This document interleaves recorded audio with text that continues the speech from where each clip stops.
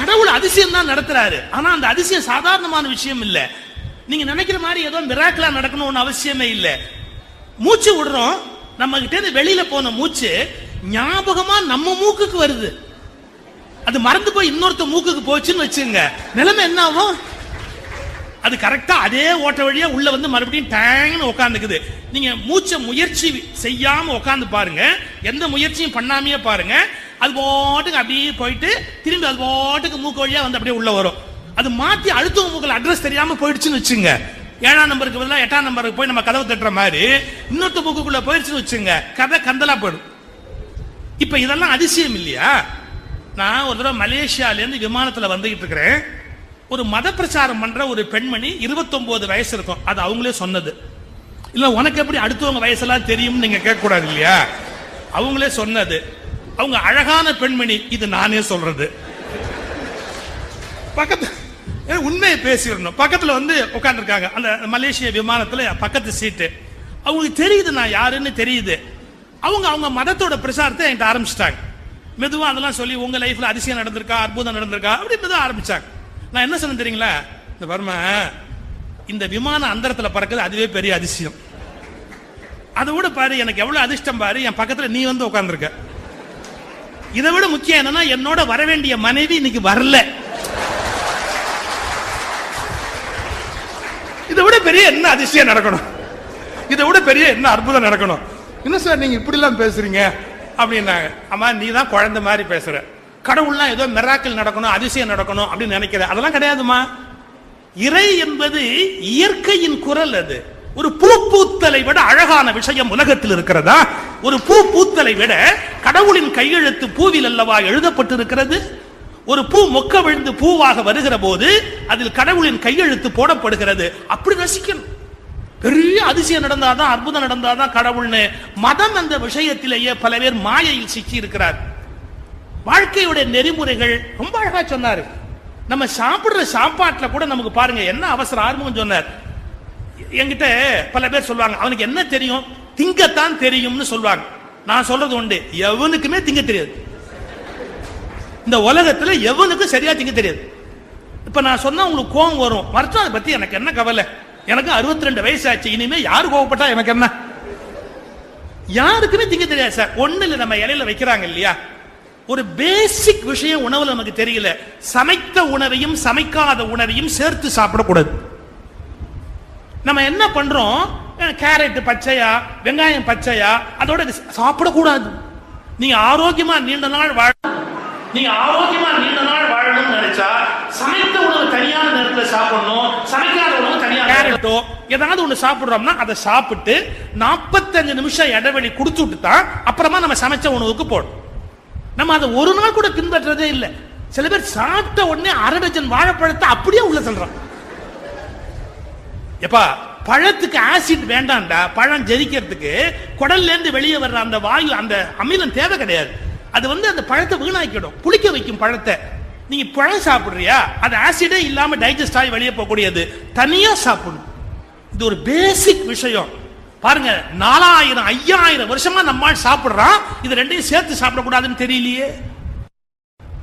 இயற்கை உணவு அது தனியா இருக்கணும், செயற்கை உணவு அது தனியா இருக்கணும். அதையும் இதையும் கலக்கக்கூடாது. ரெண்டும் ஒன்னோட ஒண்ணு கூட்டணி வச்சா உருப்படாது. இதெல்லாம் யோசிக்க நமக்கு தெரியல. பல விஷயம் நம்ம தெரிஞ்சுதான் நினைச்சுக்கிட்டு இருக்கிறோம், ஆனா நமக்கு அது தெரியல. நான் கூட மதம்னாலே அதுல ஏதோ ஒரு அதிசயம் தான் சொன்ன பாருங்க. இந்த ஜனவரி 1ஆம் தேதி மகர ஜோதி அப்படின்னு ஒண்ணு, சபரிமலைக்கு இங்க இருந்து எல்லாரும் கூட்டமா போயிட்டு அங்க ஒரு ஜோதி தெரியுது, அது ஒரு அதிசயம், அது ஒரு அற்புதம். எப்ப தமிழ்நாட்டுக்குள்ள தன்னை நிரூபிக்கிறதுக்கு கேரளாவில் போய் ஒரு ஆளு தீபத்தை காட்ட வேண்டியிருக்கா? நான் தான் கடவுள்னு புரிஞ்சுக்கங்க காட்ட வேண்டியிருக்கா? ஆக்சுவலா மகர ஜோதிங்கிறதுக்கு அர்த்தம் என்ன தெரியுங்களா? தனுர் மாசம், மார்கழி மாசம், அடுத்தது மகரம் அடுத்த மாசம். தனுர்ல இருந்து மகரத்துக்கு சூரிய ஜோதி பெயர்கிறது. புது வருஷம், புது மாசம் பிறகுது. அது பெருசு இல்ல. தட்சிணாயனத்தில இருந்து உத்தராயணத்துக்கு சூரியனுடைய போக்கு மாறுது. தென்முக செலவுல இருந்து வடமுக செலவுக்கு மாறுது. அந்த சூரியன் என்கிற ஜோதி தனுர் மாதத்திலிருந்து மகரத்துக்கு பெயர்வதை, அந்த சூரியனை கும்பிடுவதுதான் மகர ஜோதி வழிபாடு என்கிற உண்மையான வழிபாடு. இவன் அந்த மகர ஜோதியை கும்பிடணும் அப்படின்னு வச்சா அங்க மலையில சார் ஒரு ஜோதி தெரியுது, அது கேரளா எலக்ட்ரிசிட்டி போர்டு செய்யற வேலைடா. பாருங்க எவ்வளவு காலமா மக்களை நம்ம ஏமாத்திக்கிட்டே இருக்கிறோம். மதத்தின் பெயரால ஏமாத்தணுமா? நீங்க கடவுளை நம்பணும் அப்படிங்கிறதுக்காக ஒரு விதமான போதையை உண்டு பண்ணணுமா? அவசியம் இல்லை. கடவுளை நம்புவதற்கு அவனவனுடைய மெய்யுணர்வு போதுமானது. எந்த அதிசயமும் அற்புதமும் செய்து கடவுள் தன்னை நிரூபிக்க வேண்டிய பரிதாபமான நிலையில் இல்லை. தன்னை நிரூபிக்க வேண்டிய பரிதாபமான நிலையில் கடவுள் இல்லை. எவ்வளவு நம்ம கேவலப்படுத்துகின்றீங்களா? அப்போ ஏதோ ஒரு போதை, ஏதோ ஒரு அறியாமை, ஏதோ ஒரு தூக்கம் மனித சமூகம் முழுவதையும் பிடிச்ச ஆட்டு. இப்போ நம்ம ஐயா சசி பெருமாள், மார்க்கண்டன் எல்லாரும் தான் மது ஒழிப்பு, அதாவது மது போதையிலிருந்து மக்களுக்கு விழிப்புணர்வை ஏற்படுத்துவதற்கு ஒரு அமைப்பு, நம்முடைய பரணி நடராஜருடைய முயற்சியில, முரளி அவருடைய முயற்சியில ஒரு விழிப்புணர்வு ஒரு அமைப்பு திறந்து வச்சுட்டு தான் வரும். பாருங்க, மது மக்கள் அடிமையா இருக்குன்னு கண்ணுக்கு முன்னால தெரியுது. குடிச்சவன் எவனும் நிதானமா பேசுறது இல்ல. குடிச்சவன் எல்லாருமே உளறான். எல்லா சொற்பொழிவாளரும் அப்படின்னு அர்த்தம் இல்லை, குடிக்காமையே பல பேர் உளறான். அது நம்ம ஒண்ணும் பண்ண முடியாது. குடிச்சவன் கண்டிப்பா உளறான், அது ஒண்ணும் மாற்ற முடியாது. குடிச்சவன் உளறான், அவனுக்கு சுய அறிவு இல்லை, தெளிவில்லை. ஐயா, சேலம் ஜங்ஷன்ல நின்றுட்டு இருக்கிறோம். இந்த படியிலேருந்து ஏறி வந்து ரயில்ல ஏறணும். தப தப தபன்னு 3 பேர் ஓடியாந்து ஏறணும், கடகடன்னு ஓடியாந்து ஏறணும். ரயில் புறப்பட்டுச்சு. அப்படியே கத்திட்டு வந்து ஏறினவன் 2 பேர் ஏறிட்டான். ஒருத்தங்க தொப்புன்னு கீழே விழுந்துட்டான். அப்படி கீழே விழுந்த உடனே அந்த போர்ட்டர் அவனை எடுத்து நிறுத்தி, ரயில் போயிருச்சு, பரவாயில்லைங்க 3 பேர் ஓடியாந்தீங்க, ஏதோ 2 பேராவது ஏறிட்டான், நீங்க ஏறலன்னா அதுக்காக வருத்தப்படாதீங்க, அடுத்த ட்ரெயின்ல ஏறுங்க. சும்மாரியா, நான் தான் போக வேண்டிய ஆளு. அவன் 2 பேரும் வழி அனுப்ப வந்தான். என்னத்துக்கு ஏறினான்னு எனக்கு தெரியல. அவனுக்கு 2 பேரும் என்ன தள்ளி விட்டுட்டு ஏறி விட்டாருங்க. நான் சொன்ன வரும்போதே, டே சாராய கடைக்கு போயிட்டு வராதிங்க வராதிங்கன்னு சொன்னேன். இந்த 2 பையிலும் குடிச்சுட்டு போக வேண்டிய என்ன தள்ளி விட்டு நிக்க வேண்டிய இவனுங்க ஏறி போயிட்டான் சார் அப்படின்னு. இது விளையாட்டுக்கு சொல்லல. குடிச்சவனுக்கு இதை ஏன் செய்யறோம், என்னத்துக்கு செய்யறோம்னு தெரியாது. கொஞ்சம் யோசிச்சு பாருங்க. குடிச்சவன் யாராவது தெளிவா பேசுவானா, தெளிவா ஒரு காரியம் செய்வானா? இது வெளிப்படையா நமக்கு தெரியுது. அவன் போதையில இருக்கான், குடிச்சிருக்கான், அதனால அவனுக்கு மயக்கம் இருக்கு, அவனுக்கு தெரியல தான் செய்யறது சரியா தப்பா அப்படின்னு தெரியலங்கிறான். இப்போ ஐயா ஒரு வார்த்தை சொன்னார், கவனிச்சிங்களா? இந்த நாட்டில் ஏன் முறையற்ற காம உணர்வு இவ்வளவு பெருகி இருக்கு? 5 வயசு பொன் குழந்தை சார், 5 வயசு குழந்தை, 5 வயசு குழந்தையோட ஒரு 42 வயசு ஆள் தவறான உறவு கொண்டிருக்கிறான். 5 வயசு குழந்தை. ஒரு மனசு வருமா? அந்த பிஞ்சு பிள்ளைய பார்த்தா யாருக்கா தப்பான ஆசை வர முடியுமா? குழந்தை. அப்போ ஒரு குழந்தை குழந்தைன்னு தெரியாம அவன் குடிக்காமையே தப்பா நடந்திருக்கிறான். குடிச்சிட்டு இல்ல, குடிக்காமையே தப்பா நடந்திருக்கான். எவ்வளவு வேதனையா இருக்கு. நீங்க முந்தா நாள் பேப்பர் பாத்தீங்களா? அவனுக்கு சிறை தண்டனை கொடுத்திருக்காங்க. யாருக்கு? அந்த ஆளுக்கு. அவன் ஒரு கோயில் குருக்கள். என்ன மதம், என்ன வழிபாடு, என்ன பூஜை? அவன் இவ்வளவு நாள் சாமி கும்பிட்டு அந்த அறிவு வந்திருக்குமா அவனுக்கு? எவ்வளவு காலம் சாமி கும்பிட்டு என்ன பிரயோஜனம்? யோசிச்சு பாருங்க. பேப்பர் முந்தா நாள் பேப்பர் எடுத்து பாருங்க. 42 வயசுக்கு மேலான குருக்கள் 5 வயசு பொண்ணு குழந்தை தப்பா நடந்திருக்கிறான்.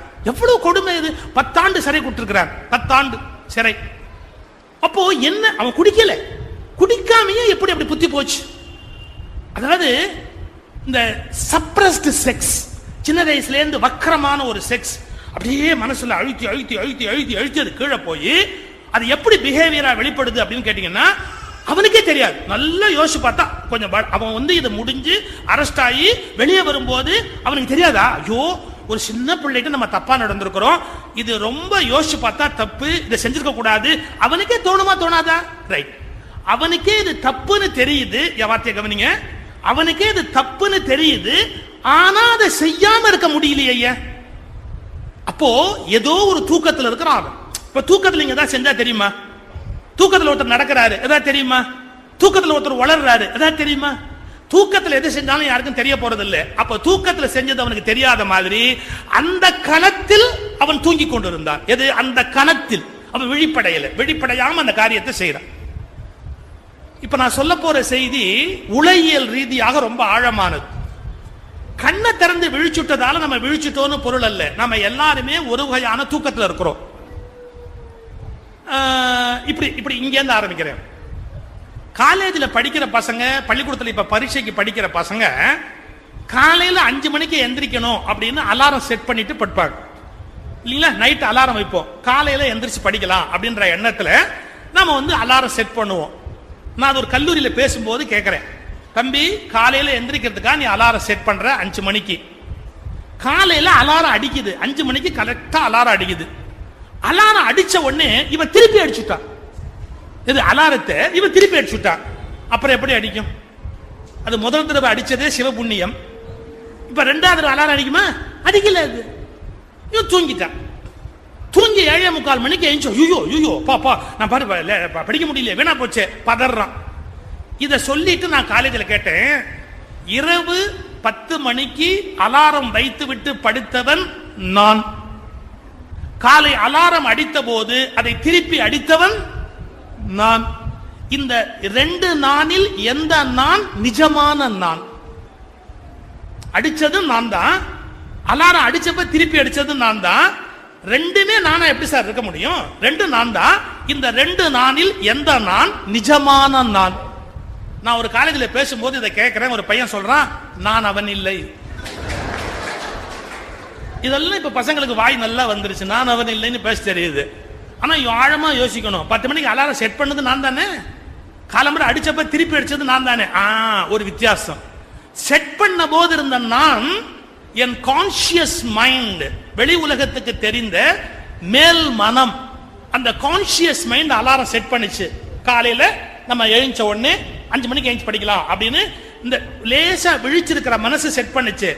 5 மணிக்கு அலாரத்தை திருப்பி அடிச்சது பாருங்க, அது பாதி தூக்கத்திலிருந்து முழிச்ச மனசு அப்படியே செய்யுது. அது கான்சியஸ் மைண்ட் அல்ல, சப்கான்சியஸ் மைண்ட். கான்சியஸ் மைண்ட் 10 மணிக்கு படுத்து 5க்கு எந்திரிக்கலாம்னு முடிவு பண்ணுச்சு. சப்கான்சியஸ் மைண்ட் ஆனந்தமா தூங்கலாம், எந்திரிச்சு ஒன்னும் குடிமொழிக்கு போறது இல்ல, நல்ல நிம்மதியா தூங்கலாம் அப்படின்ற மனசுல, ஆழ் மனசுல பதிஞ்சிருக்கிறதால அந்த மணி அடிச்ச உடனே திருப்பி அடிச்சுட்டு படுத்துட்டான். இப்ப இந்த உலகத்துல கான்சியஸ் மைண்ட்ல நீங்க விழிப்பா இருந்தாலும் சப்கான்சியஸ் மைண்ட்ல என்னென்ன தாட்ஸ் பதிஞ்சிருக்கோ அதுதான் உங்கள் வாழ்க்கையை நிர்ணயிக்குமே ஒழிய நீங்கள் கான்சியஸ் மைண்ட்ல பதிவு பண்ற விஷயங்கள் ஜெயிக்காது. நீங்க கான்சியஸ் மைண்ட்ல சொல்றீங்க, நான் நல்ல பையனா இருக்கணும், குடிக்க கூடாது, நான் தப்பு பண்ணக்கூடாது, நான் எந்த விதமான மிஸ்டேக்கும் பண்ணாத ஒரு அருமையான ஒரு நல்ல பையனா இருப்பேன், எல்லாம் கான்சியஸ் மைண்ட்ல எடுத்த முடிவு பலிக்காது.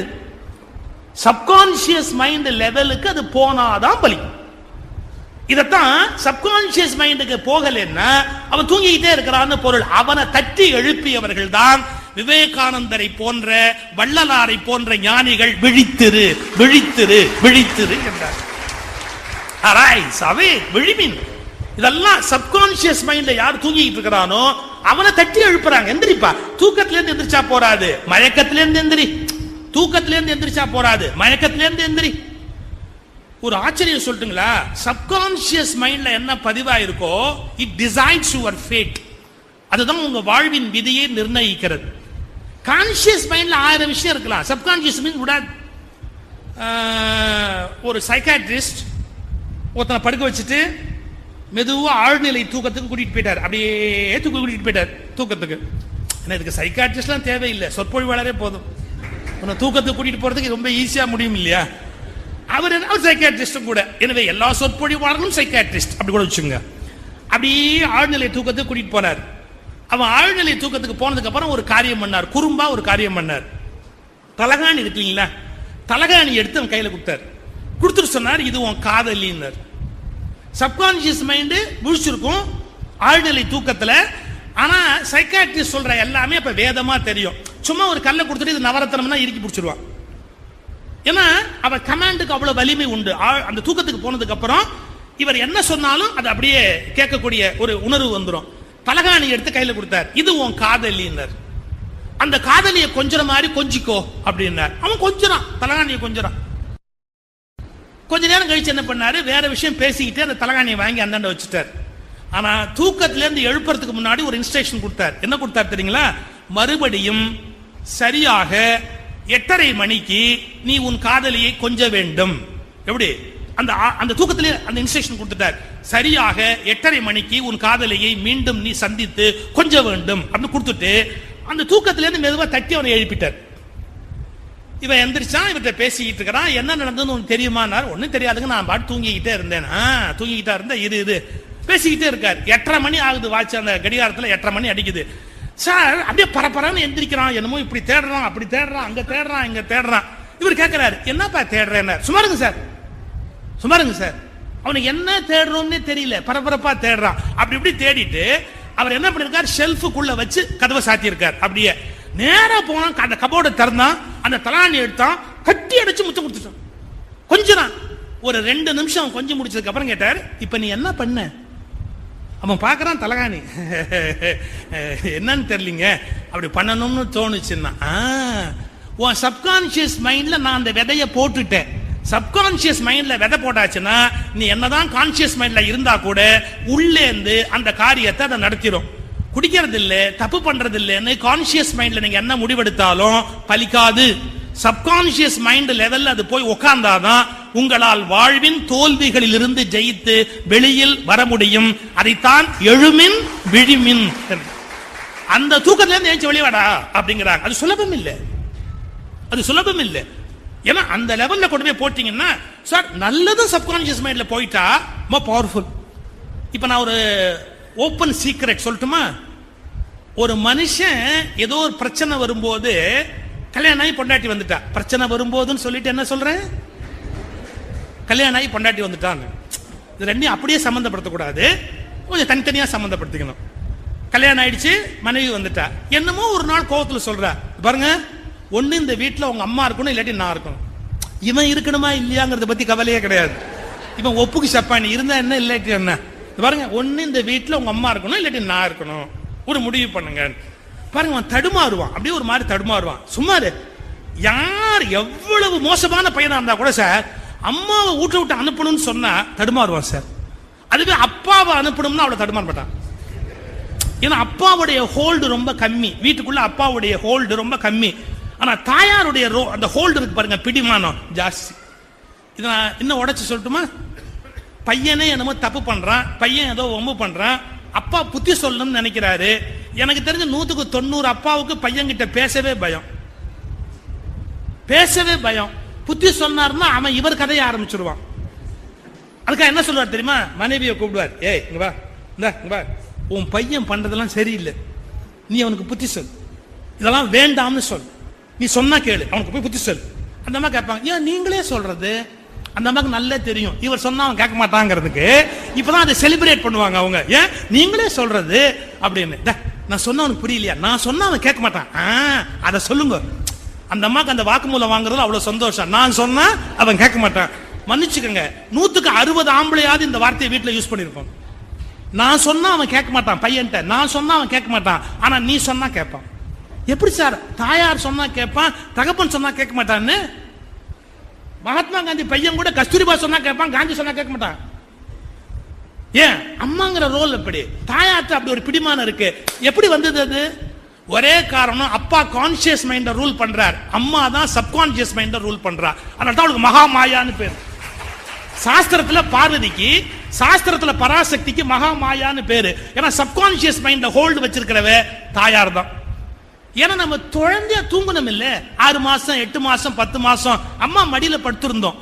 அவ பால் கொடுப்பா, ஒண்ணு தாய்ப்பால் கொடுப்பா, இல்ல புட்டி பால் கொடுப்பா. கொடுத்துட்டு அந்த குழந்தைய அப்படியே தலையை தடவி கொடுப்பா, இந்த கண்ணத்தை தட்டி கொடுப்பா, 2 மொச்சக்கொட்டை கண்ணை வச்சு அம்மாவை இப்படி பார்க்கும், அப்படி ஆச்சரியமா பார்க்கும். ஒரு சிரிப்பு சிரிக்கும் குழந்தை, தாயாரை பார்த்து ஒரு சிரிப்பு சிரிக்கும். அந்த சிரிக்கும் போது கண்ணத்தை ஒரு தட்டுவா, தூங்கு தூங்கு அப்படின்னு சொல்லி தட்டி கொடுப்பா. அப்படியே பால் குடிச்சுக்கிட்டே அப்படியே தூங்க போகும், அப்படியே தூங்க போகும். மறந்துடாதீங்க, தூக்கத்தில் நுழைகிற போது யாருடைய முகம் உள்ளே பதிந்ததோ அது கான்சியஸ் மைண்ட்ல இருந்து சப்கான்சியஸ் மைண்டுக்குள் அந்த முகம் நுழைந்து விடுவதால் ஒருவனால் தாயாரை மறக்கவே முடியாது. நீங்க சின்ன குழந்தைங்க பாருங்க, அம்மா மடியில படுத்துக்கிட்டு தாய் ஜிமிக்கி எப்படி ஆட்டும், தாயாருடைய காதுல இருக்க ஜிமிக்கி எப்படி ஆட்டும். இப்ப விஜய் கூட அவங்க ஆத்தா ஜிமிக்கி ஆட்டுறான் ஒரு விளம்பரத்துல, பாத்தீங்களா? ஒரே ஒரு வித்தியாசம், 2 கோடி வாங்கிக்கிட்டு ஆட்டுறான். அவன் சும்மா ஆட்ட மாட்டான், 2 கோடி கொடுத்ததுக்கு அப்புறமா ஆட்டுவான் இல்லையா? இப்படி போறான். அந்த அம்மா மடியில படுத்துக்கிட்டு அம்மா முகத்தையே பார்த்துக்கிட்டு தூங்க போற போது பார்த்ததால ஒரு குழந்தையால தாயாருடைய முகத்தை மறக்கவே முடியாது. காரணம், சப்கான்சியஸ் மைண்ட்ல அந்த முகம் ஆளுமை உள்ள போயிடும். இன்னொன்னு சொல்லட்டுமா, ஏன் அம்மா உத்தரவு மீற முடியாது தெரியுங்களா? கர்ப்பத்துல குழந்தை வளரும் போது அம்மா பேசிக்கிட்டே இருக்கிற குரலை கேட்டு கேட்டு கேட்டு தாயின் குரலை மீறுகிற ஆற்றல் குழந்தைக்கு இல்லாமல் போய்விடுகிறது. அது கர்ப்பத்தில் கேட்ட குரல், அது கருவுல இருக்கும் போதே கேட்ட குரல் தாயினுடைய குரல். அதனால தாயுடைய ரோல் ரொம்ப ஜாஸ்தி. இப்ப வாங்க, கான்சியஸ் மைண்ட்ல நீங்க விழிச்சிருந்த ஆயனம் பண்ணாலும் பிரயோஜனம் இல்லை. சப்கான்சியஸ் மைண்ட்ல நீங்க விழிக்கல அப்படின்னா உங்களால் எந்த தைரியமான மேன்மையான காரியத்தையும் செய்ய முடியாது. இதைத்தான் விழித்தல் என்ற வார்த்தையினாலே விவேகானந்தரும் நம்முடைய வள்ளற் பெருமானும் குறிப்பிடுகிறார்கள். இதைத்தான் மேல்நாட்டில் இயேசுநாதரும் குறிப்பிட்டார். அந்த இயேசுவோட வார்த்தையை தப்பா புரிஞ்சுக்கிட்டாங்க. இயேசு சொன்னதை மன்னிச்சுக்கங்க மன்னிச்சுக்கங்க மன்னிச்சுக்கங்க. இயேசு சொன்னதை இன்றைக்கு மத பிரச்சாரர்கள் ஒரு அதிசயம் போல் அற்புதம் போல் உளறுகிறார்கள். இயேசு அந்த வார்த்தையை சொல்லல, அவர் சொன்ன அர்த்தமே வேற. ஆனா அது புரிந்து கொள்ளப்பட்ட அர்த்தமே வேற. என்ன, இறந்தவனை எழுப்புங்கள் அப்படிங்கிறார். அதை தப்பா புரிஞ்சுக்கிட்டான். செத்தவன் எல்லாம் இயேசு எழுப்பிட்டு உட்கார்ந்துருப்பாரு அப்படி வள்ளலாரியே புரிஞ்சுக்கிட்டாங்க. அப்படித்தானே, செத்தாரை எழுப்பு வேற ஒண்ணு, செத்தவங்க எல்லாம் பணத்தை கொண்டாந்து போட்டு எழுப்பியான்றான் யாரு, வள்ளலாறு. அவங்க சொன்ன பாஷை வேற. அவங்க பொயட்டிக்கா பேசுறாங்க. பொயட்டிக்கா பேசுறத நம்ம சரியா புரிஞ்சுக்கணும். ஒரு வார்த்தை வருது, இயேசுவோட வார்த்தை. மீன் பிடித்துக் கொண்டிருக்கிறான் ஒருவன், அவன் முதுகில் கை வைத்தார் இயேசுகிறான். வா, நீ என்னோடு வா, நான் உனக்கு நல்ல மீன்களை பிடிக்கிற வித்தையை கற்றுக் கொடுக்கிறேன். எவ்வளவு நாள் தான் இந்த சாதாரண மீன்களை நீ பிடித்துக் கொண்டிருக்க போகிறாய்? என் பின்னால் வா, உனக்கு மிக நல்ல மீன்களை பிடிக்கிற வித்தையை கற்றுக் கொடுக்கிறேன். அவன் வணங்கினான். போதகரே, நீர் யார், எப்படிப்பட்டவர் என்று எனக்கு தெரியாது. ஆனால் உம்முடைய சொற்களை என்னால் மீற முடியவில்லை. நான் கண்டிப்பாக உம்மோடு வருகிறேன், நான் உன்னை பின்னடைந்து வருகிறேன். அவன் புறப்பட்டான். ஊரிலிருந்து மக்கள் ஓடி வந்தார்கள். அவர்கள் சொன்னார்கள், யார் பின்னால் போகிறாய்? உன் அப்பா இறந்து போய்விட்டார், அவருக்கான காரியங்களை யார் செய்வார்கள் என்று ஊர் மக்கள் கேட்கிறார்கள். போதகரே, என் தகப்பனார் இறந்து விட்டார், நான் அவருக்கு செய்ய வேண்டிய கடமைகளை செய்துவிட்டு வருகிறேன், எனக்கு அனுமதி தாருங்கள் என்றான் அந்த மீனவன். இயேசு சொன்னார், இறந்தவனை இறந்தவனிடமே விட்டுவிடு. இந்த வார்த்தை ஒரு பொயட்டிக்கான வார்த்தை. இறந்தவனை இறந்தவர்களிடமே விட்டுவிடு, நீ உயிரோடு இருக்கிறாய், என் பின்னால் வா. இறந்தவனை இறந்தவர்களிடமே விட்டுவிடு, நீ உயிரோடு இருக்கிறாய், என் பின்னால் வா. என்ன சார் வார்த்தை அது? இந்த உலகத்துல அப்பா செத்து போயிட்டாரு, அந்த இறந்தவனை ஊர்க்காரன் விட்டுட்டு வாங்குறாரு. இறந்தவரிடமே விட்டுவிடு. அப்ப ஊர்ல ஓடியாராம் பாருங்க உயிரோட, இவெல்லாம் செத்து போயிட்டவன். இறந்தவனை இறந்தவரிடமே விட்டுவிடு, நீ உயிரோடு இருக்கிறாய். ஏன்? நீ ஒரு குரு கிட்ட விழிப்படைஞ்சிட்ட, இனிமே நீ மறுபடியும் தூங்க போகாத, நீ உயிரோடு இருக்கிறாய், நீ என் பின்னால் வா. இது எவ்வளவு பெரிய வார்த்தை! இறந்தவனை இறந்தவனிடமே விட்டு விடுங்கள், நீ உயிரோடு இருக்கிறாய், என் பின்னால் வா அப்படிங்கிற இயேசுவினுடைய வசனம் எவ்வளவு மேன்மையான வசனம்! மன்னிக்கவும், கிறிஸ்தவ பிரச்சாரகர்கள் இந்த இடத்தை புரிந்து கொள்ளவில்லை, இந்த இடத்தின் ஞானத்தை புரிந்து கொள்ளவில்லை. ஏன்னா அவ்வளவு அழுமையான விஷயம் அது, அவ்வளவு உயர்ந்த விஷயம் அது.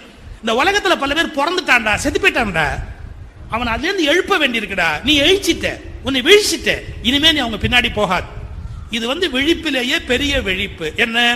அப்பா அம்மா, இந்த உறவு கிரவு இதெல்லாம் ஒரு எல்லை தான் இந்த சரீரத்தில். நீங்க ரமண மகரிஷி கிட்ட போய் சொல்றாங்க, உங்க பர்த்டே கொண்டாடலாம்னு இருக்கிறோம் அப்படின்னு கேட்கிறாங்க. ரமண மகரிஷி கிட்ட சொல்றாங்க, உங்க பர்த்டே கொண்டாடலாம்னு இருக்கிறோம். அவர் சொன்னாரு, எந்த ஜென்மாலேருந்து வச்சுக்கலாம், எந்த ஜென்மாவிலேருந்து வச்சுக்கலாம்? ஏன் பிறந்த நாள்னு சொன்னா எத்தனையோ ஜென்மம் எடுத்தாச்சு, எந்த ஜென்மத்திலேருந்து ஸ்டார்ட் பண்றது? எவ்வளவு பெரிய கொஸ்டின் அது. நம்ம ஒரு ஜென்மம் இல்ல, ஜென்ம ஜென்மமா பிறந்து வந்துகிட்டே இருக்கிறோம். இது எந்த ஜென்மத்திலேருந்து பிறந்த நாளை கணக்கு பண்றது? அப்ப அவர் விழிச்சிட்டார், அவர் தூக்கத்துல இல்ல, விழிச்சிட்டார். இந்த பிறவி, ஒவ்வொரு பிறவியில ஒவ்வொன்று பதிஞ்சுக்கிட்டே வருது. சார், நம்ம சில காரியம் நம்ம பிளான் பண்ணி செய்ய மாட்டோம், நமக்கு செய்யணும்னு கூட தோணாது. ஆனா அந்த நேரத்தில் அந்த காரியத்தை செய்யாம இருக்க நம்மால முடியாது. அதுக்கு வாசனா அப்படின்னு சொல்றான், பதிவுக்கு வாசனை அப்படின்னு சொல்றான். பதிஞ்சிருக்கு, அது நம்ம ஜீன்ல பதிஞ்சிருக்கு, நம்ம அணுவுல பதிஞ்சிருக்கு. அந்த காரியத்தை செய்யணும்னு வெறித்தனமா தோணுது, ஏன்னே தெரியல, அந்த காரியத்தை செய்யணும் அப்படின்னு தோணுது. இது ஒரு ஜென்மத்துல பதிஞ்சது இல்ல, பல ஜென்மத்துல பதிஞ்சது. இதே மாதிரி ஞானம், வைராக்கியம், பல விஷயங்கள், நல்ல விஷயங்கள் கூட பல ஜென்மமாக பதிந்து கொண்டு வந்திருப்பதற்கு வாய்ப்பு இருக்கிறது. எனவே நீ பல ஜென்மத்துல பதிஞ்ச பதிவு காரணமா இன்னைக்கு இந்த தவற பண்ற, இன்னைக்கு இந்த காரியத்தை பண்ற. இதை நீ என்ன பண்ணணும்? உன்னுடைய அகத்தாய்வு செய்து, ஏன் எனக்கு இந்த எண்ணம் வந்தது, எனக்கு ஏன் இப்படி ஒரு எண்ணம் வந்தது, நான் ஏன் அந்த காரியத்தை பண்ணேன். இப்போ இன்னும் கொஞ்சம் உள்ள போ. நான் சொன்னது குடிச்சவனுக்கு தான் போதைங்கிறது இல்லை. இப்ப இன்னொன்னு விஷயம், கோபப்படுறவன் எல்லாம் போதை இல்லாம பேசுறானா? ரொம்ப கோபத்தில் ஒருத்தன் பேசுறான், அம்மா இங்கே லேடிஸ் கம்மியாக தான் வந்திருக்கிறீங்க, அவரே சொன்னார் பெண்கள் அறிவு திருக்கோயிலுக்கு குறைவாக வராங்க அப்படின்னு ஒரு புள்ளி வர சொன்னார், அவங்க கூட வரணும் அப்படின்னு சொன்னார். இங்க வந்திருக்கிற பெண்கள் குறைவு தான், இருந்தாலும் நான் உங்களுக்காக சொல்றேன். கோவத்தில் உங்க வீட்டில் ஏதோ சத்தம் போடுறான்னு வச்சுங்க, அந்த தப்பெல்லாம் பண்ண மாட்டாரு, ஏதோ ஒரு நாள் திடீர்னு திட்டாருன்னு வச்சுங்க, கொஞ்சம் எல்லை மீறி போறாரு. சில பேர் கோவத்தில் பேச ஆரம்பிச்சா அந்த அந்த எல்லை என்னன்னு உங்களுக்கு தெரியாம போயிடும். அவங்க பாட்டுக்கு மேல மேல மேல மேல போயிட்டே இருப்பாங்க. அவர் அது மாதிரி ஒரு எல்லை மீறி போயிட்டார். என்னன்னா, ஒரு ஒய்ஃப்ட்ட என்னென்ன சொல்லக்கூடாதுன்னு சொல்றாரு. உங்க அப்பனுக்கு அறிவு இல்லைன்ட்டார், இது மட்டும் சொல்லக்கூடாது. ஒரு மனைவிக்கு தன்னை எவ்வளவு பேசினாலும் தாங்கிக்குவா, அவங்க அப்பாவை பேசினா தாங்க மாட்டான். ஏன், அவங்க அப்பாவை பேசுற ரைட்டு அவங்க அம்மாவுக்கு மட்டும்தான் உண்டே ஒழிய அவங்கள தவிர வேற யாருக்குமே கிடையாது. அது ஷீ இஸ் வெரி கிளியர். பாருங்க, என்ன வேணாலும் பேசுங்க, எங்க அப்பா பேசாதீங்கம்பா. ஏன், அது எங்க அம்மா டியூட்டி, அப்போ இலாக்கா, அதுல போய் நம்ம தலையிடலாமா? அதான் சொல்றேன், எங்க அப்பா பேசாதீங்க அப்படிம்பா. ஒரு தடவை சொல்ல கோவத்தை சொல்ல, உங்க அப்பா மறையண்டி, உங்க அப்பா மறையன், இந்த கோவத்துல என்ன பேசணும்னு தெரியாது, கூட ஒரு வார்த்தை சொல்லிட்டேன். அந்த அம்மா பார்த்தா, சே இனிமே இந்த மனுஷன் பேசக்கூடாது, நாகரிகம் எல்லாம் பேசுறாரு, கை நீட்டி அடிக்க வராரு, இப்பெல்லாம் பேசுறாரு அப்படின்ட்டு டக்குன்னு உள்ள போயிட்டான். இனிமே அவர் பேசக்கூடாது முடிவு பண்ணிட்டு உள்ள போயிட்டான். சார், எவ்வளவு கோபத்துல வளர்ந்தவனுக்கும் ஒரு மணி நேரத்துல போதை தெளிஞ்சிடும். ஒரு மணி நேரம் சும்மா உட்காந்துருந்தோம், யோசிச்சு பார்த்தா நம்ம ஏன் இப்படி பேசணும், இதெல்லாம் பேசிருக்க வேண்டிய அவசியம் இல்லையே, தெரியாம ஒரு எல்லை மீறிட்டோமே, அவன் மனசுல இப்ப நம்மளை பத்தி இமேஜ் போயிருக்குமே, நம்ம மேல மரியாதை போயிடுமே, அது போயிருச்சு. அந்த அம்மா காஃபி வைக்கிற முறையிலே தெரியுது, அப்புறம் தலகாணியை கொண்டாந்து போடுற மெத்தட்லயே தெரியுது. எல்லாம் நடக்குது, மரியாதை மட்டும் இவருக்கு இல்லை. சாப்பாடு நடக்குது, ஆனா பேச்சுவார்த்தை கிடையாது. சாப்பாடுலாம் நடக்குது, ஆனா ஒன்னும் கேள்வி முறையா கிடையாது. இப்ப என்ன சொன்னாலும் பதில் கிடையாது. அவன் அப்படி பார்த்தான், ஒரு நாள் ஆச்சு, 2வது நாள் வர வழியே இல்லை, 3வது நாள் பார்த்தான், டக்குன்னு சரண்டர் ஆயிட்டான். என்னமோ கோவத்துல தெரியாம இதை போய் பெருசா எடுத்துக்கிட்டு நீ பேசாம இருந்தா எப்படி? மனுஷன்னா கோவம் வராதா? ஏதோ கோவத்துல அது கோவத்தை சொல்றதெல்லாம் நிஜமா? கோவத்துல சொல்றதெல்லாம் நிஜமா? இல்லம்மா, அதை பெருசா எடுத்துக்காது. அப்படிதான் ஆம்பளை சமாதான உடன்படிக்கையில கையெழுத்து போடுவான். கோவத்துல சொன்னதெல்லாம் பொய், அது பெருசா எடுத்துக்காது. இங்க வந்திருக்கிற பெண்கள் குறைவா இருக்கிறீங்க, உங்களுக்கு ஒரு ரகசியம் சொல்லிட்டு போறேன். கோவத்துல சொன்னதுதான் உண்மை.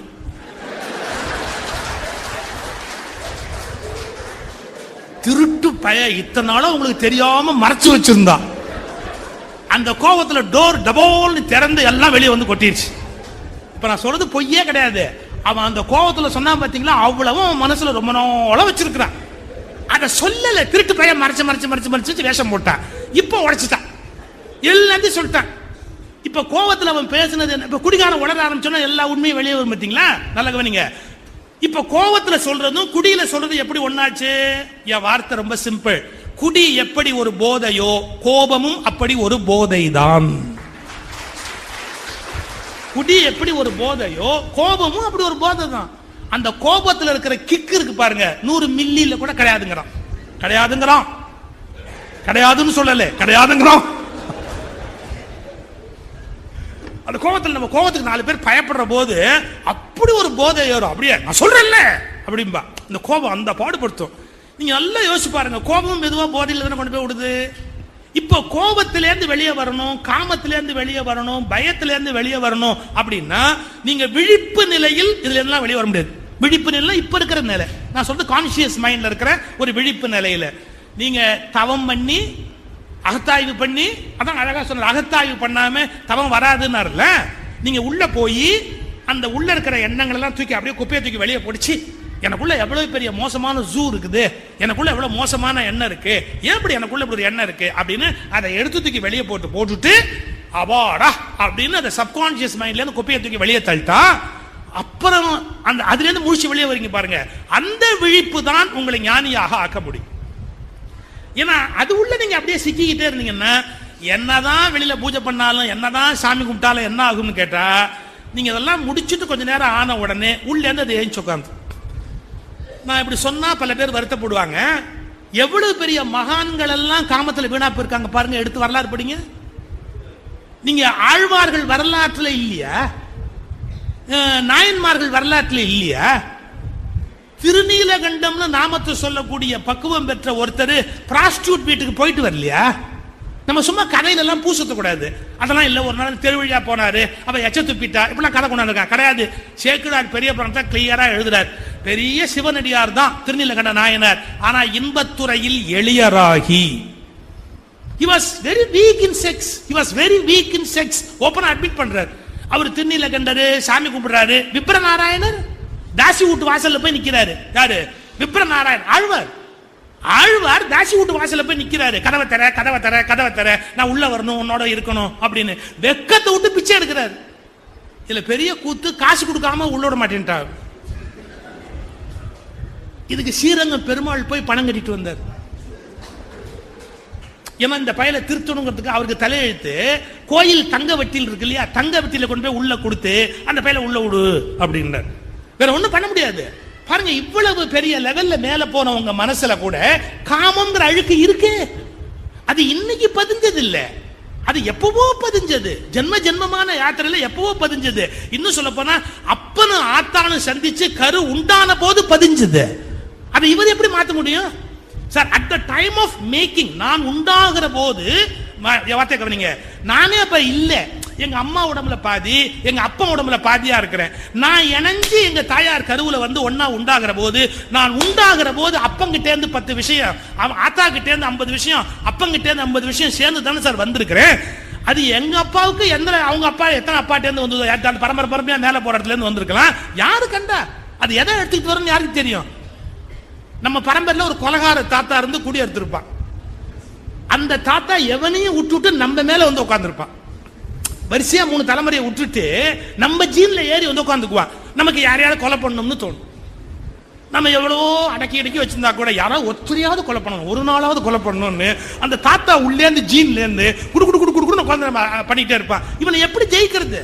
இவனை எப்படி ஜெயிக்கிறது சார்? மரபணுக்களின் பிடியிலிருந்து நான் விடுபட்டால் ஒழிய, மரபணுக்களின் பிடியிலிருந்து நான் விடுபட்டால் ஒழிய அந்த உணர்வை என்னால் வெல்ல முடியாது. அதுக்கு நான் என்ன பண்ணணும்? நான் உடம்பல்ல, நான் மனம் அல்ல, நான் உடம்பல்ல, நான் மனம் அல்ல, நான் உடம்பையும் மனத்தையும் கடந்த புத்தி அறிவும் அல்ல, நான் உடம்பல்ல, மனம் அல்ல, அறிவும் அல்ல, இவற்றை சாட்சி மாத்திரமாக பார்க்கிற ஆன்மாதான் நான் என்று விழிப்படையாத வரை ஒருவன் தன் சுய துக்கங்களை வெல்ல முடியாது.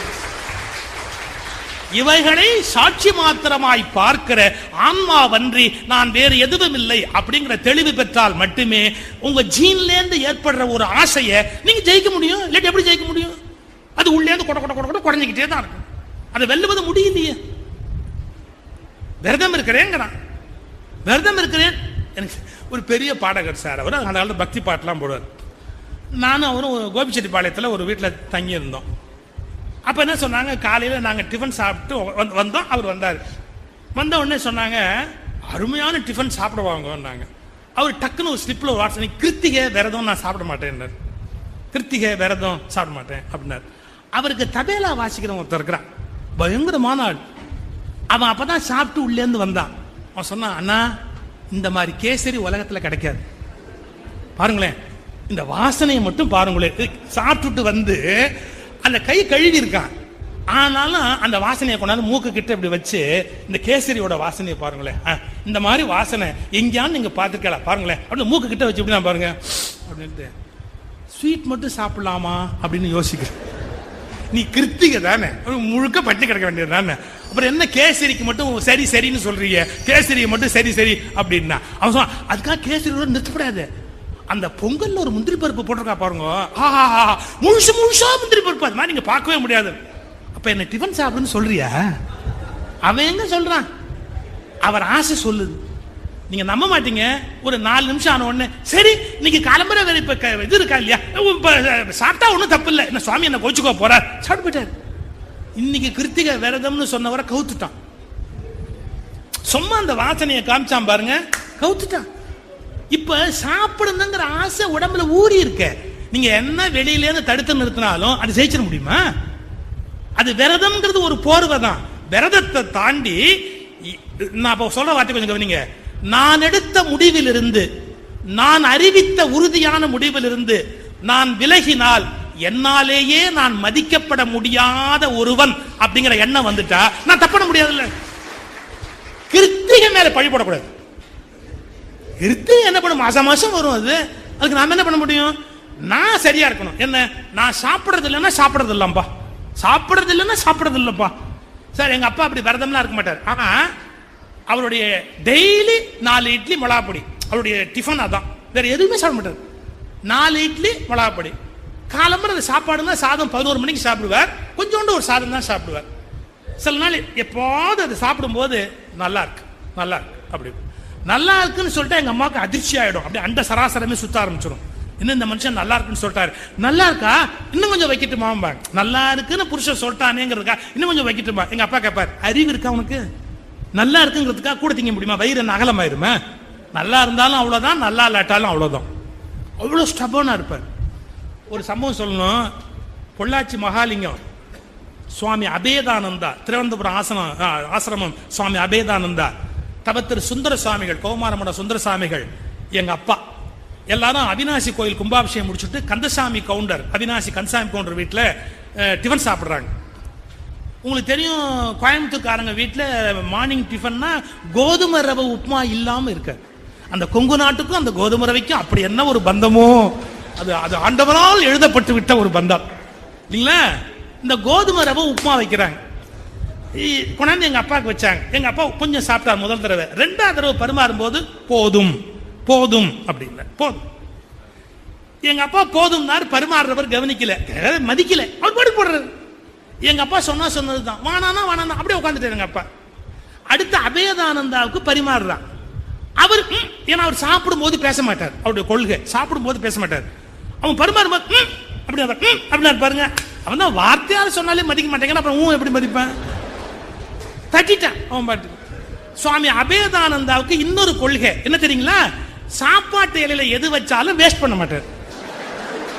இப்ப அவர் வசமா சிக்கிட்டார். சாப்பிடும் போது பேச மாட்டார்னு ஒரு கொள்கை, சாப்பாட்டு இலையில எது வச்சாலும் மிச்சம் பண்ண மாட்டார்னு ஒரு கொள்கை. ஒரு கொள்கை வச்சவனே இந்த நாட்டை உருப்படுறது கஷ்டம், 2 கொள்கை வச்சவன் என்ன கதிக்கு போவான்? அவன் உப்புமா தள்ளிட்டான். ஒண்ணு சுவாமி அபேதானந்தா அப்படி அப்படின்னு போட்டாங்க அப்படின்னு. ஆனா சுவாமி அபேதானந்தா 2வது கொள்கை காரணமா சாப்பிடுறாரு, அதை எடுத்து சாப்பிடுறாரு. எங்க அப்பா கம்முன்னு உட்கார்ந்து இருந்தார். அருட்செல்வர் மகாலிங்க ஐயா பார்த்தார், எங்க அப்பா பார்த்து கேட்டார், ஏன் உப்புமாவை வேஸ்ட் பண்றீங்க அப்படின்னு.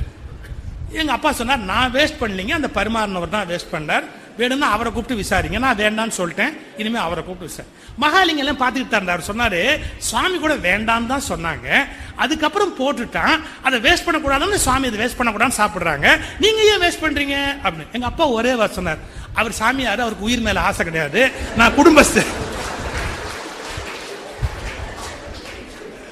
உப்புமா எங்க வேணாலும் கிடைக்கும், உயிர் அப்படி கிடைக்கும்.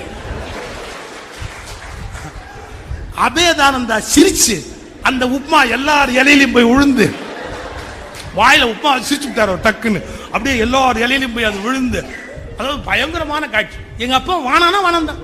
கொஞ்சம் யோசிச்சு பாருங்க, ஒரு மிகப்பெரிய நிலையில நம்முடைய அந்த ஒரு விஷயம் அதில் நம்மளால உறுதியா இருக்க முடியல அப்படின்னா, நம்முடைய மனம் விழிப்படைய வேண்டிய நிலையில் விழிப்படையவில்லை அப்படின்னு பொருள்.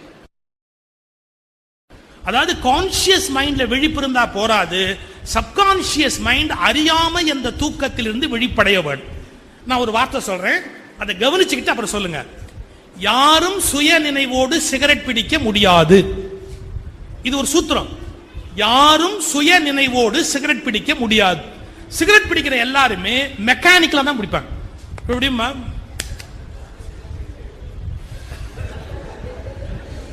நீ என்ன பண்ற அப்படிங்கறது அப்ப தெரியுமானா தெரியாது. ஏன் தட்டுறாள், என்ன இருக்கு தட்டுறதுக்கு? உண்டியல தட்டுறதுக்கு அதுல நல்ல கவனிங்க. ஒரு விழிப்புணர்வோடு நான் இப்போது சிகரெட் பெட்டியை எடுக்கிறேன், அதிலிருந்து சிகரெட்டை வெளியில் எடுக்கிறேன், இந்த கொல்லிக்கட்டையை இப்போது பற்ற வைக்கிறேன், எனக்கு நானே ஈமக்கிரியை செய்து கொள்கிறேன், என் பிள்ளை கொள்ளி வைப்பானோ இல்லையோ என்பதற்காக நானே எனக்கு கொள்ளி வைத்துக் கொள்கிறேன் அப்படின்னு சொல்லிட்டு அவன் அப்படி சிகரெட்டை பிடிச்சாம அடுத்த நாள் குடிக்க முடியாது. ஏன் தெரியுங்களா? நீங்க விழிப்புணர்வோடு அந்த காரியத்தை பண்ணிட்டீங்கன்னா இது இருமல் வரும், கெடுதல்னு தெரியும், உள்ளே இருந்து தள்ளும். உண்மையான விழிப்புணர்வோடு செஞ்சீங்கன்னா உள்ளே இருந்து இது கெடுதல் அப்படின்னு அதை வெளியே தள்ளும். விழிப்புணர்வற்ற நிலையில் தான் ஒருவன் சிகரெட் பிடிக்க முடியும். விழிப்புணர்வற்ற நிலையில் தான் ஒருவன் மது அருந்த முடியும். விழிப்புணர்வற்ற நிலையில் தான் ஒருவனால் கற்பழிக்க முடியும். விழிப்புடைய ஒருவனால் விருப்பமில்லாத பெண்ணை ஒருபோதும் தன்னோடு சம்பந்தப்படுத்திக் கொண்டு இன்பம் அனுபவிக்க முடியாது. விழிப்புடைய ஒருவனால் ஒருபோதும் அதை செய்ய முடியாது. விழிப்படையாத ஒருவன் தான் கற்பழிக்க முடியும். விழிப்படையாத மிருகம்தான் 5 வயது குழந்தையோடு இந்த உறவில் ஈடுபட முடியும். குழந்தை, பிஞ்சு குழந்தை எடுத்து கொஞ்சம் வேண்டிய கடவுள் தோணாதா? தோணலையே. ஒரு மிருகத்தனமான எண்ணம் வந்துருச்சு. அப்ப நடந்து கொண்டான 5 வயசு குழந்தை கிட்ட. ஏன் நீங்க டெல்லியில ஒருத்தரை பத்தி சம்பவம் போட்டிருந்தா ஐயோ சகிக்க முடியும். இன்னைக்கு குழந்தைங்க எப்படி இருக்கு தெரியுங்களா? 2.5 வயசு சார் ஒரு பொன் குழந்தை. முந்தா நாள் நடந்த சம்பவம். 2.5 வயசு ஒரு குழந்தை வீட்டுக்குள்ள நுழையிற எலக்ட்ரீஷியன் அந்த குழந்தைய பார்த்தோம். எந்த குழந்தைய பார்த்தாலும் எல்லாருக்கும் ஒரு பிரியம் வரும் இல்லையா? பாப்பா உன் பேர் என்ன அப்படின்னு கேட்கிற. பாப்பா உன் பேர் என்ன? அந்த குழந்தை அவங்க அம்மாவை பார்த்து சொல்லுது, இந்த மாமா நல்ல மாமாவா கெட்ட மாமாவா? நாங்க அப்படியே ஸ்தம்பிச்சு போயிட்டோம். இந்த மாமா நல்ல மாமாவா கெட்ட மாமாவா? முகத்தை திருப்பிக்கிட்டே கேட்குது. அவங்க அம்மாவுக்கு ஒரு மாதிரி ஆயிப்போச்சு. அந்த எலக்ட்ரீஷியன், அம்மா நான் நல்ல மாமா தாம்மா அப்படின்னு. எங்க அம்மா சொல்லியிருக்காங்க கெட்ட மாமாவோடலாம் பேசக்கூடாது அப்படின்னு. 2.5 வயசு குழந்தைக்கு எவ்வளவு பெரிய சைக்கலாஜிக்கல் நெருக்கடி பாருங்க. இவங்கிட்ட பேசலாமா பேசக்கூடாதான்னு அந்த குழந்தைய யோசிக்க வைக்க வேண்டிய அளவுக்கு நம்ம தள்ளிட்டோம். அப்ப எவ்வளவு மோசம். ஆட்டோ ரிக்ஷால பொன் குழந்தைங்களை அனுப்ப முடியல சார். சின்ன குழந்தைங்க ஸ்கூலுக்கு அனுப்ப முடியல சார். ஆட்டோ ரிக்ஷால எல்லாரும் கெட்டவங்க நான் சொல்லல, ஆனா ஒருத்தர் 2 பேர் கெட்டவனா போயிட்டதால ஆட்டோ ரிக்ஷால பொம்பளை பிள்ளைய ஏத்தி அனுப்புறத கூட மறுபடியும் படிக்க வைக்க வேண்டாமோன்னு எல்லாம் யோசிக்கிறேன் சார். எவ்வளவு நடந்து போச்சு சொசைட்டில. இதெல்லாம் என்ன காரணம்? இந்த எண்ணங்கள் மனதுல அவ்வளவு அழுத்தமா தவறா புதைந்திருக்கு. நான் ஒரு ஆச்சரியமான சம்பவம் படிச்சேங்க. பிற்காலத்தில் சிகரெட் பிடிக்கிறான் பாத்தீங்களா? சிகரெட் பிடிக்கிறவன் என்ன விஷயத்துல மயங்கி இருக்கிறான், என்ன இழப்புல இருக்கு அப்படின்னு சைக்காலஜில ஆராய்ச்சி பண்ணி சொல்றான். இளம் வயதில் தாய்ப்பால் மறுக்கப்பட்ட ஆண் குழந்தைகள், இளம் வயதில் தாய்ப்பால் மறுக்கப்பட்ட குழந்தைகள் வயதான பிறகு சிகரெட் பிடிப்பதற்கு ஆசைப்படுகிறார்கள். உளவியல் ஆய்வு. இளம் வயதில் தாய்ப்பால் மறுக்கப்பட்ட குழந்தைகள் மறந்துடாது. ஏன்னா தாய்ப்பால் குடிக்கிற போது கிடைக்கிற அந்த வாய்க்கு இருக்கிற சுகம், வெதுவெதுப்பு, அந்த அன்பு எல்லாமே சிகரெட்டுக்குள்ளே இருந்து கிடைக்குது. வெதுவெதுப்பு, சூடு, அந்த அந்த நிலை. அப்ப சிகரெட்ல தாய்ப்பால் குடிப்பதை இழந்த குழந்தைகள் பின்னாடி குடிக்கிறாங்க. அந்த வயசுல மனசு இழந்த சுகத்தை இப்ப தேடுது சார். ஒரு சைக்கியாட்ரிஸ்ட் ட்ரீட்மெண்ட்டே கொடுத்துட்டான் சார். என்ன உனக்கு சிகரெட் பிடிக்கிறியா, வெளியே வரணுமா, நான் சொல்றது பண்ணு, ஃபீடிங் பாட்டில் வாங்கிக்கோ, அதுல வெது வெதுப்பா பால் ரொப்பிக்கோ, போர்வையை போத்திக்கிட்டு நீயே குடி. போர்வையை போத்திக்கிட்டு அவன் சொன்னான், என்ன டாக்டர் நான் சொல்றது ட்ரை பண்ணு, ஒரு 3 மாசம் நீ பாட்டுக்கு ஃபீடிங் பாட்டில் போர்வையை போத்திட்டு குடிச்சு பாரு. அவன் சிகரெட் பிடிக்கிறத விட்டான். ஏன்னா அவனுடைய மனசுல அந்த திருப்தி, அந்த அப்ப ஏற்பட்ட அந்த ஏக்கம், அன்னைக்கு கிடைக்கலையேங்கிற ஏக்கம் தான் அது உள்ளுக்குள்ளேயே சுத்தி சுத்தி சுத்தி வந்து இன்னைக்கு அப்படி வெளிப்படும். அப்போ ஆழ்மனதில் இருக்கிற எண்ணங்கள் நம்முடைய வாழ்வை சீர்குலைக்கின்றன அல்லது சிறப்பாக்குகின்றன. அது நல்ல எண்ணம் இருந்தா ரொம்ப சிறப்பாக்கிடும். அதுல ஒரு ஏக்கம், ஒரு வருத்தம் இருந்தா அது வாழ்க்கையை அப்படியே வீணாக்கிடும். அப்படி நம்முடைய சொல், செயல் எல்லாத்திலையும் கோபம், பயம், கவலை எல்லாமே நமக்கு தெரியாது. ஏன் பயப்படுறோம் நமக்கு தெரியாது. இப்போ ஒரு ஆச்சரியமான விஷயம் சொல்லட்டுமா? நம்ம குழந்தைங்க கிட்ட இப்படி ஒரு லைட் போட்டிருக்கு, இங்க இருந்து அந்த ரூமுக்கு போயிட்டு வா அப்படின்னா அப்படியே போகும். நல்லா கவனிங்க. லைட் இருக்கு, ரூமுக்கு போயிட்டு வா, லைட் ஆஃப் பண்ணிட்டு வான்னா அப்படியே ஆஃப் பண்ணிட்டு வந்துடும். ஆனா இருட்டா இருக்கிற ரூம்ல போய் உள்ள போய் லைட் போடு அப்படின்னா போகாது. பயமா இருக்கு அப்படிங்கும். ஏன் இருட்ட பார்த்தா பயம்? நம்ம பெரியவங்க எல்லாம் கேட்போம், ஏன் பயப்படுற? அப்பா இங்க உட்கார்ந்து இருக்கிறேன், அப்புறம் நீ பாட்டுக்கு உள்ள போய் லைட் போட வேண்டியதானே. எனக்கு இருட்ட பார்த்தா பயமா இருக்கு குழந்தை சொல். இது என்ன சொல்றான்? இருட்ட பார்த்தா பயம்ங்கிறது இந்த குழந்தையோட குவாலிட்டி இல்லை. 5000 வருஷத்துக்கு முன்னாடி நம்ம காட்டுல இருந்தோம். காட்டுல நம்ம எல்லாத்தையும் ஜெயிச்சுட்டோம். புலி, சிங்கம் எல்லாத்தையும் ஜெயிச்சோம். ஆனா ஒன்ன ஜெயிக்க முடியல. என்ன? ராத்திரி ஆயிட்டா தூங்கும் போது ஒரு பாம்பு கடிச்சுட்டா என்ன பண்றது நமக்கு தெரியல. இருட்டா இருக்கு, நமக்கு வெளிச்சம் தெரியாது. அப்ப லைட் கிடையாது. இருட்டு குகையில தூங்கும் போது ஒரு பாம்பு வந்து கொத்திட்டா, ஒரு விஷஜந்து கடிச்சுட்டா நம்மளால என்ன பண்றதுன்னு நமக்கு தெரியாது. பாருங்க, இந்த இருட்டு என்பது பயத்துக்குரியது என்பது 5000 ஆண்டுகளுக்கு முன்பு நாம வாழ்ந்த போது நம்முடைய மனசுல பதிஞ்சது. இன்னைக்கு லைட் வந்துருச்சு, வெளிச்சம் வந்துருச்சு, டக்குன்னு ஒரு இடத்துல லைட் ஆஃப் ஆனா குப்புன்னு ஒரு பயம் வரும். 5000 ஆண்டுக்கு முன்பு காட்டுல வாழ்ந்த போது ஏற்பட்ட பதிவு இன்னைக்கு வேலை செய்யும். இதை நம்ம வெல்லணும்னா என்ன கண்டுபிடிக்கணும்? ஏன் எனக்கு இருட்டுல பயம் வருது, எதனால வருது, என்ன வந்திருக்க முடியும்? அப்படியே உள்ள போய் போய் போய் போய் பார்த்தா, ஓ இப்படி இதனால பயம் வந்திருக்கலாம், இப்ப அது இல்லை, நான் பயப்பட வேண்டிய அவசியம் இல்லை, அதுல இருந்து வெளியே வரலாம். ஒன்னே உள்ள போய் ஆராய்ச்சி பண்ணாதான் அதை விட்டு நம்ம வெளியிலேயே வர முடியும். இப்படி உள்ளே புகுந்து நாம் அறியாமல் கிடக்கிற விஷயங்களை அறிவதுதான் உண்மையாக விழித்திருத்தல். அதைத்தான் விவேகானந்தரும் வள்ளலாரும் விழித்திருந்து உணர்க என்று வற்புறுத்துகிறார்கள். எழுமின் விழிமின். இந்த விழிப்பை பெறணும்னா நீங்க இங்க அகத்தாய்வு, தவம் இவற்றையெல்லாம் மேற்கொள்ளவும். அதை தொடர்ந்து செய்கிற போது அவை நமக்கு ஒரு விழிப்பை உண்டு பண்ணுகிறது. விழிப்பு நிலை. நான் ஏன் கோவப்படுறேன், எனக்கு ஏன் இப்படி ஒரு ஆசை வருது, எனக்கு எதனால பயம் வருது, இந்த எல்லா வகையான ஆய்வுகளும் நமக்கு ஏற்பட்டு நாம் விழிப்பதற்கான வாய்ப்பு நமக்கு கண்டிப்பாக ஏற்படுது. நீங்க இந்த சொல்லி நான் நிறைவு பண்றேன். பல பேர் பல விஷயம் சொல்லும் போது விழிப்பு இல்லாம சொல்றாங்கிறதுக்கு ஒரு உதாரணம் சொல்லட்டுமா? ஒரு போர்டு எழுதி வச்சிருந்தேன் சார், இங்கு யாரும் தற்கொலை செய்து கொள்ளக்கூடாது, மீறி தற்கொலை செய்து கொண்டால் தண்டிக்கப்படுவார்கள். நீ அவன் தான் செத்து போட்டான், அவன் என்ன தண்டிக்க போற? இன்னுமே மீறி தற்கொலை செய்து கொண்டால் தண்டிக்கப்படுவார்கள் எழுதுறான். இது என்ன அபத்தமான ஒரு போர்டு. அதை நம்ம எல்லாம் எழுதிருக்கோம். இதை செய்யக்கூடாது, செய்தா தண்டிக்கப்படுவார்கள் யூசுவல் டேர்ம். அதை அப்படியே போர்டு எழுதி வச்சிருக்கிறான். இதே மாதிரி இன்னொரு பயங்கரமான காமெடி. ஒரு சவுத்துல எழுதியிருக்கான், இங்க 2500 வோல்டேஜ் மின்சாரம் போகிறது, தொடக்கூடாது, தொட்டவர்கள் தண்டிக்கப்படுவார்கள். அதான் அதுவே தண்டிச்சிருமே, நீ என்ன தண்டிக்க போற? இதெல்லாம் யூசுவல் டேர்ம், தண்டிக்கப்படுவார்கள் சொல்ற வார்த்தை. அதை அப்படியே நம்ம சொல்றோம். நாம சொல் செயல் எல்லாவற்றிலுமே அறியாமை என்ற தூக்கத்திலிருந்து செய். அதைத்தான் இயேசு இறந்தவனை இறந்தவனிடமே விட்டுவிடுங்கள். ஒரு ஒரு ஒரு சிந்தனையோட நான் நிறைவு பண்றேன். ஐயா, ஒரு கட்சி கொடி, ஒரு கட்சி கொடி, அந்த கொடி கம்பத்தை எவனோ ஒருத்த வெட்டிட்டான், ஊர் என்ன ஆகுது? எவன் வெட்டினான்னு தெரியாது. ஒரு கட்சி கொடி, அதை எவனோ ஒருத்தன் வெட்டிட்டான், என்ன ஆகும் நாடு? எவன்டா நம்ம கட்சி கொடியை வெட்டினான்னு 10 பேர் தலையை வெட்டுறான். எப்படிங்க 10 பேர் தலையை வெட்டுறான்? கொடிங்கிறது என்னங்க? ஒரு மூங்கில் குச்சி, அதுல ஒரு அழுக்கு துணி இல்லையா? அதை கிழிச்சா 3 பேர் கோமணம் கட்டலாம். வேற என்ன பெரிய கொடி? என்ன கட்சி கொடியில என்ன வாழுது? யோசிச்சு பாருங்க. அது ஒரு மூங்கி கம்பு, அதுல எவனோ ஒரு கொடியை மேல தூக்கிட்டு போயிருக்கான். அதை வெட்டினா இப்ப என்ன கெட்டு போச்சு? ஒண்ணும் இல்ல. ஆனா நம்ம கட்சி கொடியை எவனோ வெட்டிட்டான், வெட்டு. ஐயா, நம்ம ஜாதி தலைவர்களுக்கெல்லாம் சிலை வச்சிருக்காங்க. நீங்க நல்லா பாருங்க, அந்த ஜாதி தலைவர்கள் சிலைக்கு கீழே சில ஊர்ல போலீஸ்காரர் நிக்கிறார். அவருக்கு ஒரு சின்ன ஒரு ஷீட் போட்டுக்கிட்டு அந்த சிலையை யாராவது மூக்க உடைச்சிருவானோ கையை உடைச்சிருவானோ அப்படின்னு செத்து போன மனிதனுடைய கல் சிலைக்காக உயிருள்ள மனிதர்கள் கல்லை போல் வெயிலில் நிற்கிற அவமானம் இந்த தேசத்தை தவிர வேறு எந்த நாட்டிலும் நீங்கள் பார்க்க முடியும். என்னங்க அநியாயம்! ஒரு தலைவனுடைய சிலையை காப்பாத்துறதுக்கு 10 போலீஸ்காரன் தெருவில் நிப்பானா? 10 போலீஸ்காரன் எதுக்கு தெருவில் நிக்கிறாங்க? அட, அந்த சிலை இருந்தா இருக்குது, இல்லாம போயிட்டு போகுது, என்ன கெட்டு போச்சு? நான் இன்னொன்னு சொல்றேன், எவன் சிலையை வச்சானோ அவன் தான் சிலைக்கு சேதமான பொறுப்புன்னு உள்ள தள்ளணுமே ஒழிய வேற யாரையும் கேட்க கூடாது. எவன் சிலையை வச்சானோ, எவன் சிலையை திறந்தானோ அவன் தான் அந்த சிலைக்கு பொறுப்பே ஒழிய அந்த சிலையினால கலாட்டா நடந்தா வேற யாரையும் ஒண்ணு தண்டிக்க கூடாது. எவன் வச்சானோ அவனை பிடி. நீ தானே வச்ச தெருவில், நீயே பாதுகாத்துட்டு போ. நீ சிலையை வைப்ப, பாதுகாத்துக்கிறதுக்கு போலீஸ் போய் நிப்பானா? எவ்வளவு கோமாளித்தனம்! கொஞ்சம் யோசிச்சு பாருங்க. இதெல்லாம் மனிதனுடைய மூளையில ஏற்பட்டுட்டு.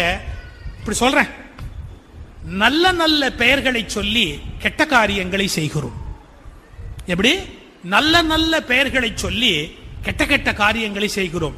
மொழிப்பற்று, மதப்பற்று, இனப்பற்று என்ற நல்ல நல்ல வார்த்தைகளை சொல்லி கொலை, கற்பழிப்பு, வன்முறை, அகிம்சை என்கிற கெட்ட கெட்ட காரியங்களை கூச்சம் இல்லாமல் நல்ல நல்ல பெயர்களை சொல்லி செய்கிறோம். இது எப்படி செய்ய இருக்க முடியும்? மொழிப்பற்று, இனப்பற்று, நாட்டுப்பற்று, மதப்பற்று என்னையோ ஒன்று சொல்லிக்கிட்டு ஒருத்தனை வெட்டிக்கிட்டுல இருக்கணும்.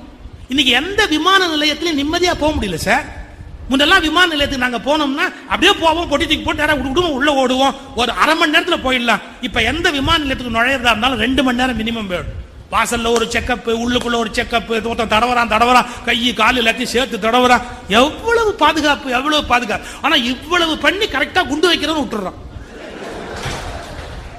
மற்றவனை போட்டு கொடன்னு குழையிறான், அவன் மட்டும் எப்படி கரெக்டா உள்ள போய் உட்காந்துக்கிறான். இது என்னதான் நடக்குதுன்னு நமக்கு தெரிய மாட்டாங்க.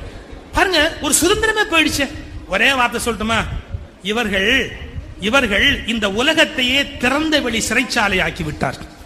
இந்த உலகத்தையே திறந்த வெளி சிறைச்சாலையாக ஆக்கிவிட்டார். சுதந்திரமே போயிடுச்சு, சுதந்திரமே போயிடுச்சு. ஒரு நாட்டுக்குள்ளேயே நம்ம மனுஷன் இருக்க முடியலையே. இவையெல்லாம் சிந்திக்க வேண்டிய விஷயம். காரணம், மனிதர்கள் ஏதோ ஒரு அறியாமையில் தூங்கிக் கொண்டே இருக்கிறார்கள். அவர்கள் விழிப்படைய வேண்டும் என்று விவேகானந்தரை போன்ற, வள்ளலாரை போன்ற, வேதாத்ரி மகர்ஷியை போன்ற ஞானிகள் மிகப்பெரிய ஒரு எழுப்புதலை இந்த உலகத்தில் செய்தார்கள்.